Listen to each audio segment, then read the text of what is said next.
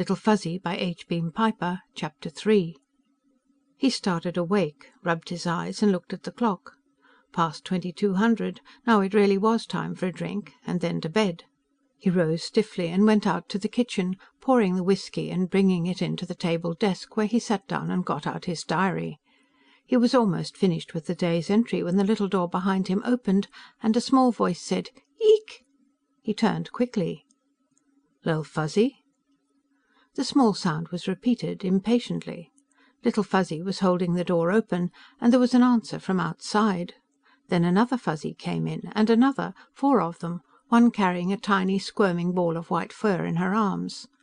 They all had prawn killers like the one in the drawer, and they stopped just inside the room and gaped about them in bewilderment. Then, laying down his weapon, Little Fuzzy ran to him. Stooping from the chair, he caught him, and then sat down on the floor with him. "So that's why you ran off and worried Pappy Jack. You wanted your family here, too." The others piled the things they were carrying with Little Fuzzy's steel weapon and approached hesitantly. He talked to them, and so did Little Fuzzy, at least it sounded like that. And finally one came over and fingered his shirt, and then reached up and pulled his moustache. Soon all of them were climbing onto him, even the female with the baby. It was small enough to sit on his palm, but in a minute it had climbed to his shoulder, and then it was sitting on his head. "You people want dinner?" he asked. Little Fuzzy yeeked emphatically. That was a word he recognized. He took them all into the kitchen and tried them on cold roast veldbeest and yummy yams and fried pool ball fruit. While they were eating from a couple of big pans, he went back to the living room to examine the things they'd brought with them. 2 of the prawn killers were wood, like the one Little Fuzzy had discarded in the shed. A third was of horn, beautifully polished, and the 4th looked as though it had been made from the shoulder bone of something like a zebra lope. Then there was a small coup de poing axe, rather low Paleolithic, and a chipped implement of flint, the shape of a slice of orange and about 5 inches along the straight edge. For a hand the size of his own, he would have called it a scraper. He puzzled over it for a while, noticed that the edge was serrated, and decided that it was a saw. And there were 3 very good flake knives and some shelves, evidently drinking vessels. Mamma Fuzzy came in while he was finishing the examination. She seemed suspicious until she saw that none of the family property had been taken or damaged.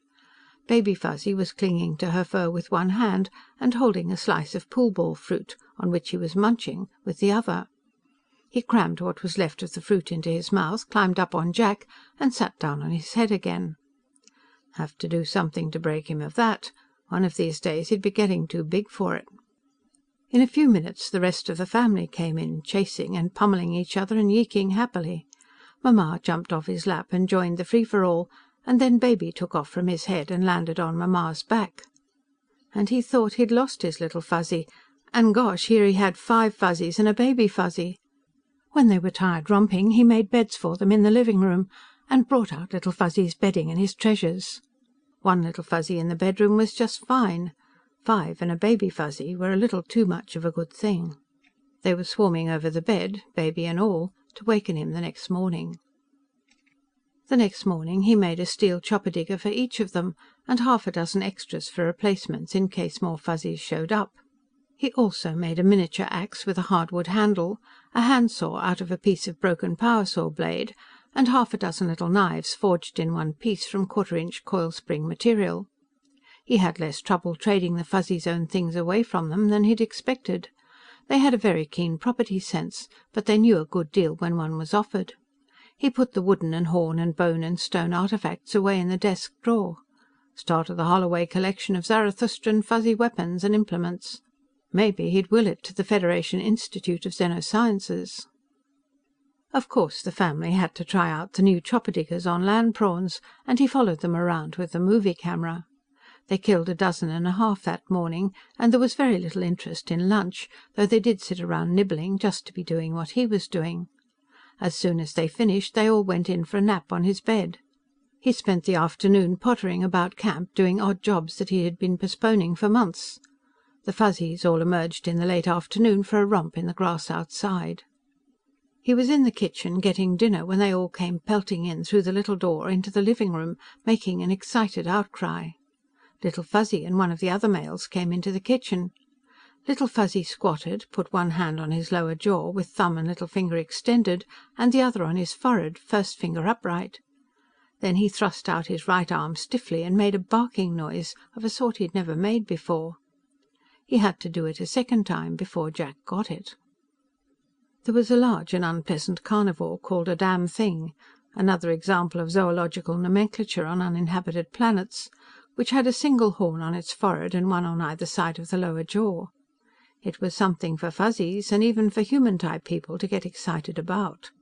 He laid down the paring knife and the yummy-yam he had been peeling, wiped his hands and went into the living room, taking a quick nose count and satisfying himself that none of the family were missing as he crossed to the gun rack. This time, instead of the 6mm he'd used on the Harpy, he lifted down a big 12.7 double express, making sure that it was loaded and pocketing a few spare rounds. Little Fuzzy followed him outside, pointing around the living hut to the left. The rest of the family stayed indoors. Stepping out about 20 feet, he started around counterclockwise. There was no damn thing on the north side, and he was about to go around to the east side when Little Fuzzy came dashing past him, pointing to the rear. He whirled to see the damn thing charging him from behind, head down and middle horn lowered. He should have thought of that. Damn things would double and hunt their hunters. He lined the sights instinctively and squeezed. The big rifle roared and banged his shoulder, and the bullet caught the damn thing and hurled all half-ton of it backward. The second shot caught it just below one of the fungoid-looking ears, and the beast gave a spasmodic all-over twitch and was still. He reloaded mechanically, but there was no need for a third shot. The damn thing was as dead as he would have been, except for Little Fuzzy's warning. He mentioned that to Little Fuzzy, who was calmly retrieving the empty cartridges. Then, rubbing his shoulder where the big rifle had pounded him, he went in and returned the weapon to the rack.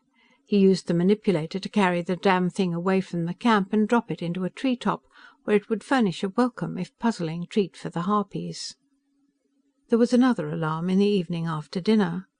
The family had come in from their sunset romp and were gathered in the living room, where Little Fuzzy was demonstrating the principle of things that screwed onto things, with the wide-mouthed bottle and the bolt and nut, when something huge began hooting directly overhead.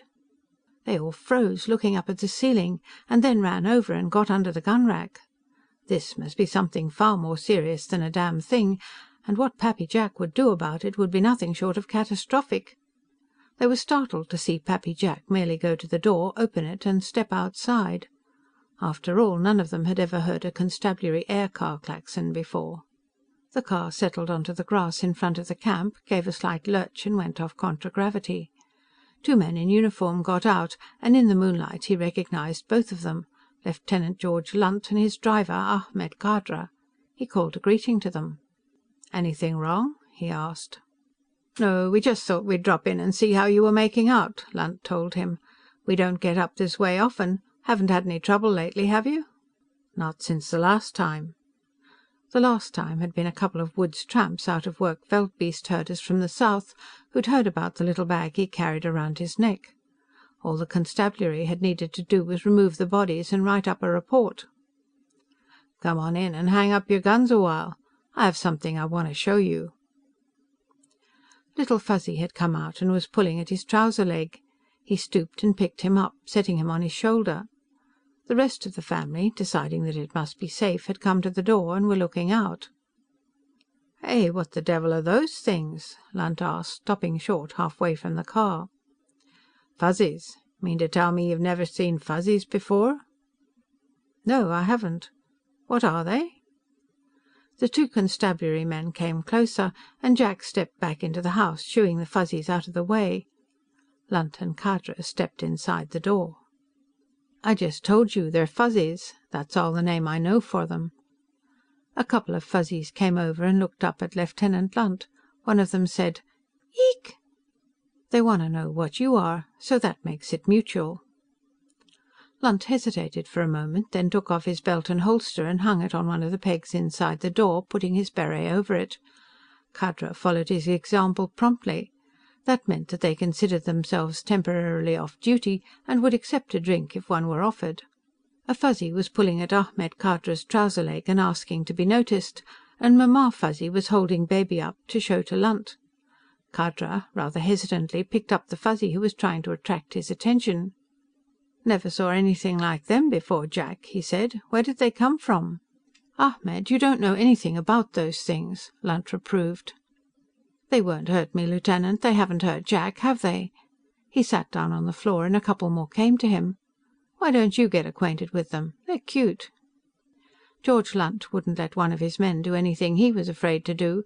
He sat down on the floor too, and Mamma brought her baby to him. Immediately the baby jumped onto his shoulder and tried to get onto his head. "Relax, George," Jack told him. "They're just Fuzzies. They want to make friends with you."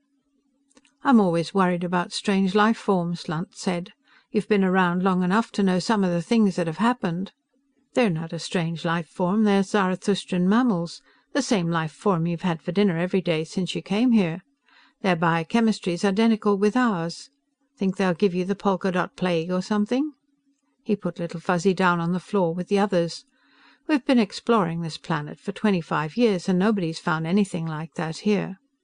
"You said it yourself, Lieutenant," Khadra put in. "Jack's been around enough to know." "Well, they are cute little fellas." Lunt lifted Baby down off his head and gave him back to Mamma. Little Fuzzy had gotten hold of the chain of his whistle and was trying to find out what was on the other end. "Bet they're a lot of company for you." "You just get acquainted with them. Make yourselves at home. I'll go rustle up some refreshments." While he was in the kitchen, filling a soda siphon and getting ice out of the refrigerator, a police whistle began shrilling in the living room. He was opening a bottle of whisky when Little Fuzzy came dashing out, blowing on it, a couple more of the family pursuing him and trying to get it away from him. He opened a tin of XT3 for the Fuzzies. As he did, another whistle in the living room began blowing. "We have a whole shoebox of them at the post," Lunt yelled to him above the din. "We'll just write these two off as expended in service." "Well, that's real nice of you, George. I want to tell you that the Fuzzies appreciate that. Ahmed, suppose you do the bartending while I give the kids their candy." By the time Khadra had the drinks mixed and he had distributed the XT3 to the Fuzzies, Lunt had gotten into the easy chair, and the Fuzzies were sitting on the floor in front of him, still looking him over curiously. At least the XT3 had taken their minds off the whistles for a while. "What I want to know, Jack, is where they came from," Lunt said, taking his drink. "I've been up here for 5 years, and I never saw anything like them before." "I've been here 5 years longer, and I never saw them before either. I think they came down from the north, from the country between the Cordilleras and the West Coast Range. Outside of an air survey at 10,000 feet and a few spot landings here and there, none of that country has been explored. For all anybody knows, it could be full of Fuzzies." He began with his first encounter with Little Fuzzy, and by the time he had gotten as far as the wood chisel and the killing of the land prawn, Lunt and Khadra were looking at each other in amazement. "That's it," Khadra said. "I've found prawn shells cracked open and the meat picked out just the way you describe it.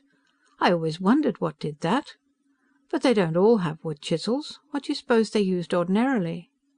"Ah." He pulled the drawer open and began getting things out. "Here's the one Little Fuzzy discarded when he found my chisel. The rest of this stuff the others brought in when they came."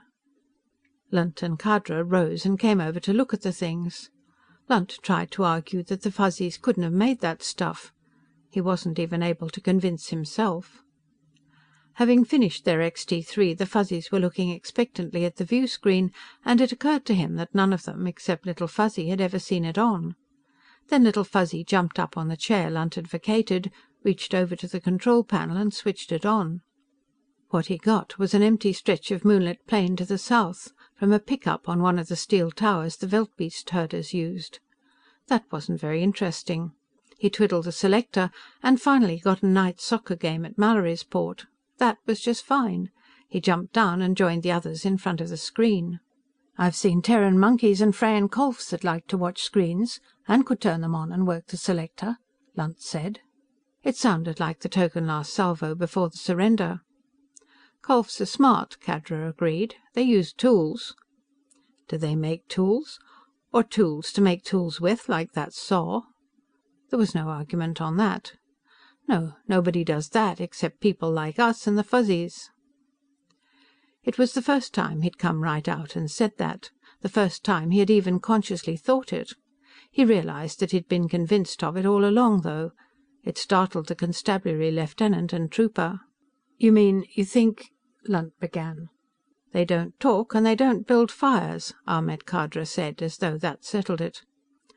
"Ahmed, you know better than that. That talk and build a fire rule isn't any scientific test at all." "It's a legal test," Lunt supported his subordinate. "It's a rule of thumb that was set up so that settlers on new planets couldn't get away with murdering and enslaving the natives by claiming they thought they were only hunting and domesticating wild animals," he said. "Anything that talks and builds a fire is a sapient being, yeah. That's the law, but that doesn't mean that anything that doesn't, isn't. I haven't seen any of this gang building fires, and as I don't want to come home sometime and find myself burned out, I'm not going to teach them. But I'm sure they have means of communication among themselves." "Has Ben Rainsford seen them yet?" Lunt asked. "Ben's off on a trip somewhere. I called him as soon as Little Fuzzy over there showed up here. He won't be back till Friday." "Yes, that's right, I did know that." Lunt was still looking dubiously at the Fuzzies. "I'd like to hear what he thinks about them." If Ben said they were safe, Lunt would accept that. Ben was an expert, and Lunt respected expert testimony. Until then, he wasn't sure. He'd probably order a medical check-up for himself and Khadra the first thing tomorrow, to make sure they hadn't picked up some kind of bug. End of chapter 3.